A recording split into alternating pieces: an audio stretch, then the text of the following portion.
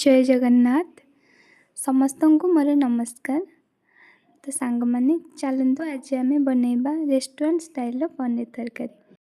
से आमको प्रथमे दरकार पनीर। मुझे नहीं 250 ग्राम पनीर, गोटे कटा पियाज, गोटे टमाटो, रसुण, अदा, लंका एवं किछि काजू। तापरे आमे नैथिबा पनीर को छोट छोट पीस करी काटिदेबा। पनीर को छोट छोट पीस करी काटी सारला परे आमे ताको फ्राई करदेबा एवं फ्राई कर सारला परे गोटे जगह रखिदेबा। एबे आमे काटी रखिथिबा पियाज, टमाटो, रसुण, काजू, अदा को अल्प तेल माध्यम रे फ्राई कर नेबा। भल भाबरे फ्राई कर सारला परे आमे ताको ग्राइंडिंग कर नेबा। आपण माने देखि पारथिबे मसला टी केते सुंदर भाबरे प्रस्तुत हो जायछि। वर्तमान आमे आगरू काटी रखिथिबा गोटे पियाज, लंका एवं गोटे गुजराती को तेल रे फ्राई कर नेबा।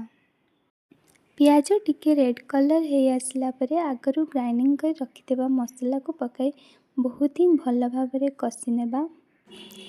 हाफ चम्मच हळदी गुंड, स्वाद अनुसार लूण पके आमे ताको पुणी थरे कसी नेबा। तापरे मु एठी नेछि हाफ चम्मच जीरा गुंड को गले सारला परे गोटे चामच पनीर मसला पकाई मसला को भल भाबरे कसी नेबा। वर्तमान आमे मसला रे हाफ कप पानी दे देबा।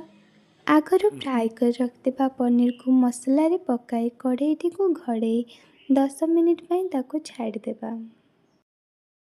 मु एठारे आगरू किछि धनिया पत्र काटी रखिथिली ताको आमे पनीर तरकारी पकाई देबा एवं गोटे चामच गरम मसला पकाई ताको बहुत ही भल भाबरे गळे नेबा। देखंतु हमर पनीर तरकारी प्रस्तुत हो जाइछि, जहाँकि खाइया पे मध्य बहुत ही टेस्टी। आपण माने समस्ते थरे एही परि भाबरे पनीर तरकारी बनाई टेस्ट करंतु। जय जगन्नाथ।